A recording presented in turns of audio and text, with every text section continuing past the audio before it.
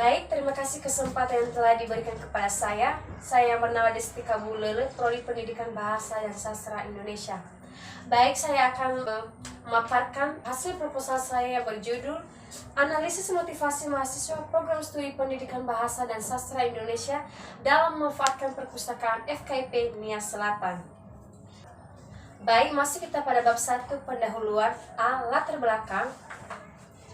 Pendidikan merupakan salah satu hal yang paling penting untuk mempersiapkan kesuksesan masa depan pada zaman globalisasi. Pendidikan memegang peran yang sangat penting dalam menentukan perkembangan sumber daya manusia.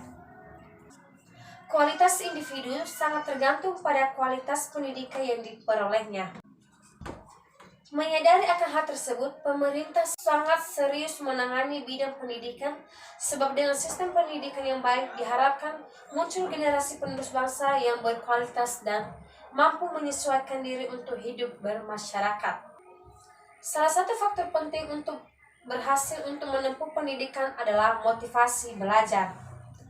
Motivasi memegang peran yang sangat penting dalam proses belajar.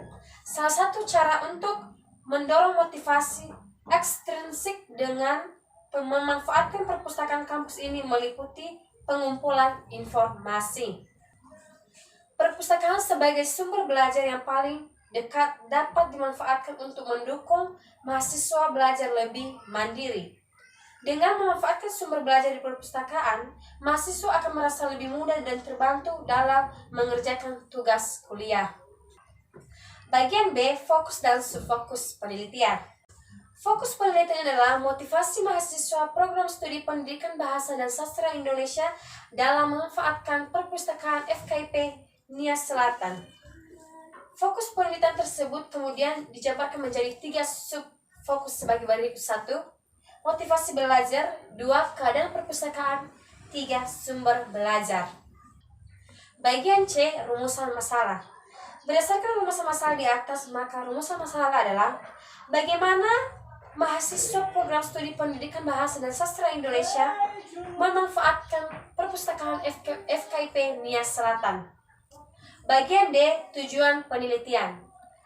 Adapun tujuan penelitian adalah untuk mengetahui motivasi mahasiswa program studi pendidikan bahasa dan sastra Indonesia memanfaatkan perpustakaan FKIP Nia Selatan. Selanjutnya bab 2, tinjauan pustaka. A. Deskripsi konsep.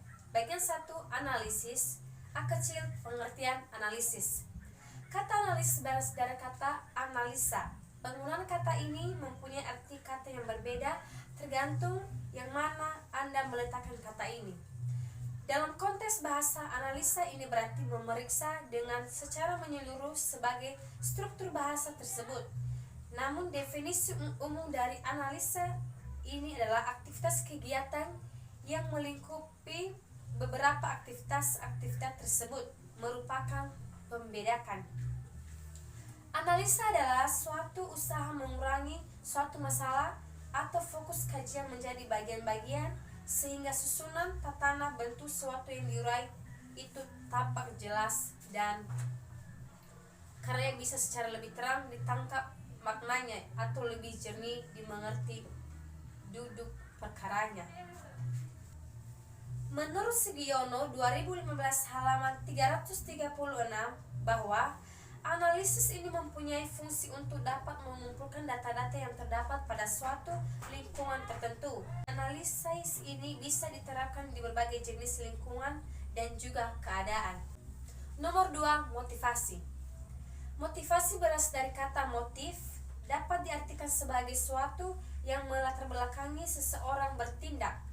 Motif dikatakan sebagai daya pergerak dari dalam dan di dalam subjek untuk melakukan aktivitas-aktivitas tertentu demi mencapai suatu tujuan. Sudirman 2011 halaman 73, dari kata motif, motivasi dapat diartikan sebagai kekuatan tersembunyi di dalam diri yang mendorong kita untuk berkelakuan dan bertindak dengan cara yang khas. Istilah motivasi menunjuk kepada semua gejala yang terkandung dalam simulasi tindakan ke arah tujuan tertentu. Nomor 3, mahasiswa. Mahasiswa adalah seorang yang pelajar di perguruan tinggi baik di universitas di institusi dan akademik. Mereka yang terdaftar sebagai murid di perguruan tinggi dapat disebut sebagai mahasiswa. Tetapi pada dasarnya makna mahasiswa tidak sesempit itu. Terdaftar sebagai mahasiswa di sebuah perguruan tinggi hanyalah syarat administrasi menjadi mahasiswa. Pengalaman yang didapat oleh mahasiswa yang aktif dalam setiap kegiatan tentunya akan berbeda dengan mahasiswa yang tidak aktif dalam kegiatan ini. Sesuai dengan pernyataan yang diungkapkan oleh Huda 2013 halaman 125 bahwa mahasiswa yang mengikuti kegiatan tidak hanya mendapat teori dari buku, tetapi juga banyak ilmu tambahan, terutama praktiknya yang tidak dapat dikemukakan bila hanya belajar debuk saja di dalam kelas. Nomor 4, pengertian perpustakaan. Perpustakaan merupakan unit kerja dari suatu badan atau lembaga tertentu yang mengelola bahan-bahan pustaka, baik berupa buku maupun non-buku, yang diatur secara sistematis menurut aturan tertentu sehingga dapat digunakan sebagai sumber informasi. Suhendra 2015 halaman 3, perpustakaan tempat di mana banyak penyimpanan berbagai macam buku, ilmu pengetahuan yang banyak bermanfaat dalam hidup.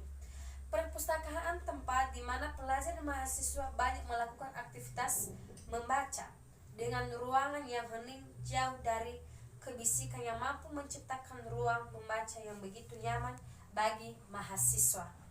Perpustakaan merupakan pusat sarana akademik.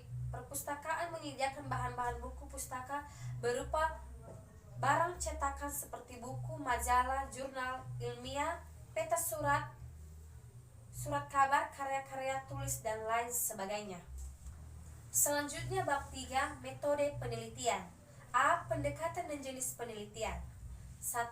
Pendekatan penelitian. Pendekatan penelitian yang digunakan dalam penelitian adalah kualitatif dengan pendekatan deskriptif. Karena dalam penelitian ini menghasilkan kesimpulan berupa data yang menggambarkan secara rinci, bukan data yang berupa angka-angka. Hal ini dikarenakan pendekatan kualitatif sebagai prosedur penelitian yang menghasilkan data deskriptif berupa kata-kata tertulis atau lisan dari orang-orang dan perilaku yang diamati.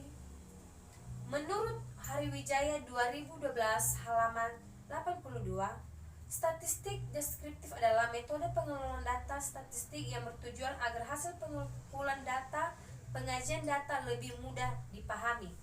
Jadi penelitian kualitatif, penelitian yang menghasilkan kesimpulan berupa data yang menggambarkan secara rinci, bukan data yang berupa angka-angka. B. Tempat dan waktu penelitian. Tempat penelitian ini akan dilaksanakan di Perpustakaan FKIP Nia Selatan. Waktu penelitian selama 1 bulan. Penulis dengan memperhatikan berapa sering mahasiswa program studi pendidikan bahasa dan sastra Indonesia dalam memanfaatkan fasilitas perpustakaan untuk belajar.